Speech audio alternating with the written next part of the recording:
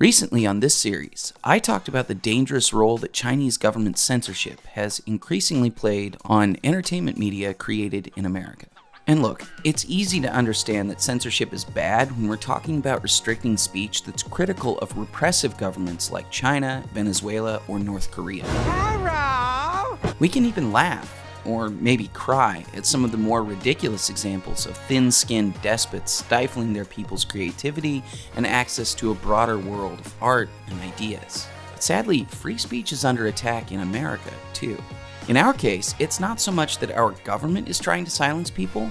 We're fortunate enough to live in a country with fairly strong legal protections for freedom of speech, but we are facing a virulent aspect of our culture that wants to cancel people for saying anything they don't like. You were not listening. You were disgusting. And now I want your job to be taken from you. It's way too common now to see people trying to preemptively shut down anyone they disagree with, or even anyone they just assume they disagree with. Would you like to hear the answer or not? No.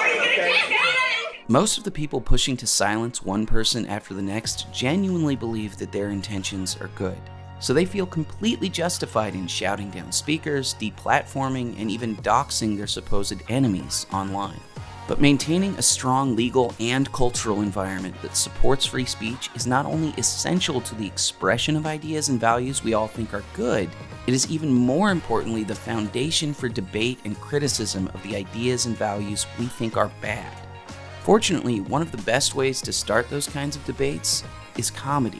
Taika Waititi's Oscar-winning film JoJo Rabbit is one of my favorite movies of the last several years, and it's an absolutely perfect example of what I mean. With that in mind, welcome to Out of Frame. JoJo Rabbit is the story of a 10-year-old boy growing up in Germany at the peak of World War II. His father is gone, his mother is usually at work, and he doesn't have many friends.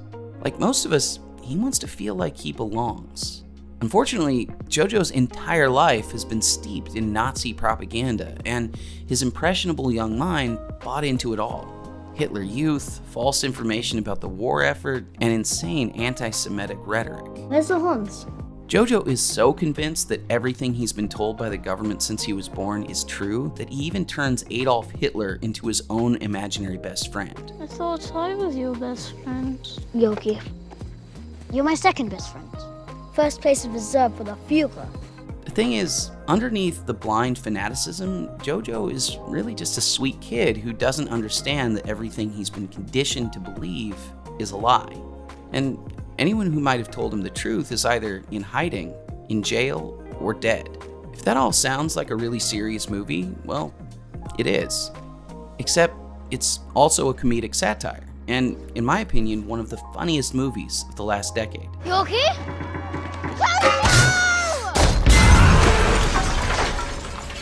JoJo Rabbit is an amazing mix of the most absurdist, offensive, slapstick elements of a Mel Brooks movie, combined with the innocence and sincerity of something like Roberto Benigni's Life is Beautiful.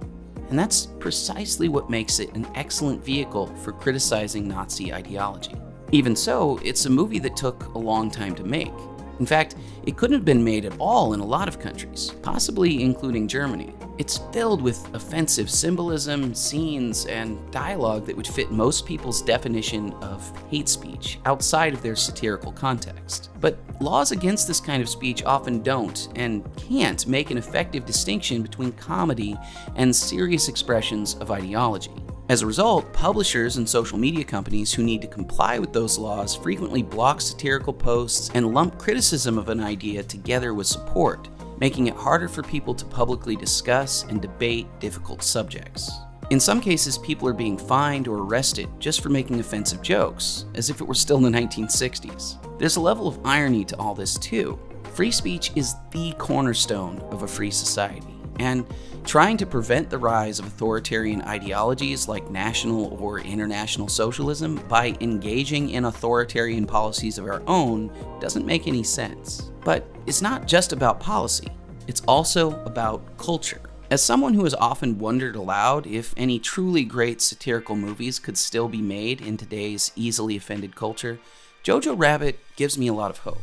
Cinema as an art form has a long, incredible history of using comedy to deal with tragedy and poke holes in awful ideas. From Charlie Chaplin and the Marx Brothers to Trey Parker and the Coen Brothers, there are so many examples to draw on. We're not even talking about money. We're talking about economics. But there's perhaps no one better at using comedy as a form of intellectual debate than Mel Brooks. Brooks' movie-turned-show-turned-movie, The Producers, is about a charlatan and his accomplice who intentionally try to create a Broadway flop so they can cash in on oversold investments they'll never pay back. The show within the movie they come up with is called Springtime for Hitler. It's written by a delusional Nazi soldier. Hitler was better looking than Churchill. He was a better dresser than Churchill. He had more hair. Directed by an idiot. I never realized that the Third Reich meant Germany. I mean, it's drenched with historical goodies like that. And starring a buffoon literally named LSD. Hey, man, you're a German.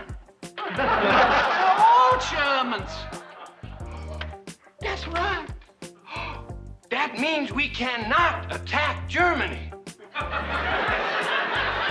The main character's goal is to be so offensive that people walk out of the play and never come back. Don't be stupid, be a smarty. Come and join the Nazi party. But instead, the audience thinks it's hilarious and it becomes an unintentional hit. How could this happen?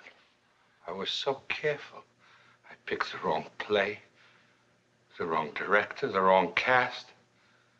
Where did I go right? In a lot of ways, JoJo Rabbit is Springtime for Hitler without the framing device. It takes something deadly serious like World War II and exposes the utter ridiculousness of Hitler's ideas and of Hitler himself. People used to say a lot of nasty things about me. Oh, this guy's a lunatic. Oh, look at that psycho. He's gonna get us all killed.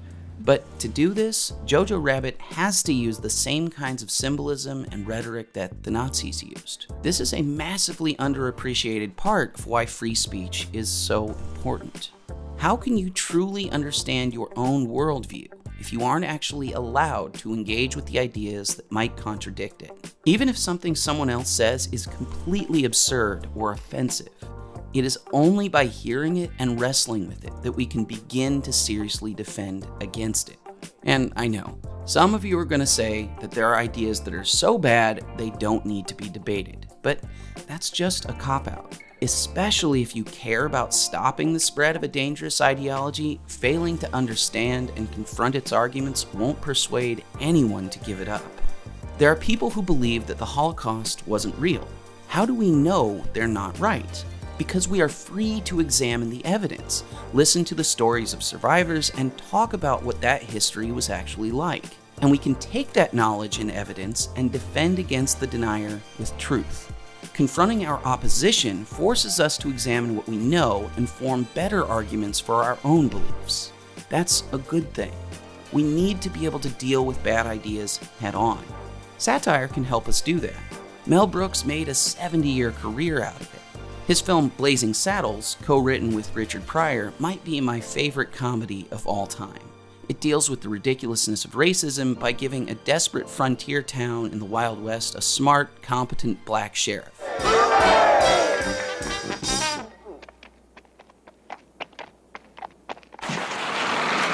Blazing Saddles is a perfect counterpoint to racism precisely because it shows it for what it is as it is, only funnier. What did you expect? Welcome, Sonny. Make yourself at home. Marry my daughter. You gotta remember that these are just simple farmers. These are people of the land. The common clay of the New West. You know. Morons. JoJo Rabbit does the same thing with bigotry against Jewish people. It probably features the words Heil Hitler more times than any film in history. Heil Hitler. Heil Hitler. Heil Hitler. Heil Hitler. Heil Hitler. Heil Hitler. Heil Hitler. Heil Hitler. Heil Hitler. Heil Hitler. It also depicts tons of realistic Nazi propaganda about Jewish people, but it does all of this not to promote anti-Semitism or National Socialism, but instead to make an ironic point challenging those ideas. This is obviously a huge distinction, but it's also a really subtle one. Human expression is complicated. The same words can mean entirely different things depending on our tone of voice or the surrounding context. Thank you very much and thank you very much are the same on paper, but I bet you know that when I changed my tone, I meant the opposite of the literal meaning of the words. Stop and really consider how insane that is. Even a phrase we think of as irredeemable in any context, like Heil Hitler, could be a serious salute to a reprehensible historical figure, or it could be a sarcastic way to show disdain and disrespect. It could even just be a tasteless joke, largely devoid of broader meaning. In JoJo Rabbit, the way that phrase is repeatedly used is even more complex, because it's used by characters who mean it as a genuine salute, but it's set inside a meta context, provided both from the film itself and brought into the movie-going experience by the audience, that makes it absurd. As viewers, we get that JoJo Rabbit is a comedy, and we get that the trajectory of the story is all about Johannes Betzler's enlightenment and realization that the ideas he's believed in his whole life were actually wrong. We also bring in our collected knowledge and our own view of Adolf Hitler as one of history's greatest monsters. So instead of getting angry when we see a little boy say Heil Hitler a dozen times in a row, we laugh. As filmmakers and writers, people like Taika Waititi and Mel Brooks are constantly walking a tightrope, often using hateful rhetoric as a way of highlighting its own stupidity. The Inquisition. Let's begin. The Inquisition. Look out, Sam. We have a mission to convert the Jews.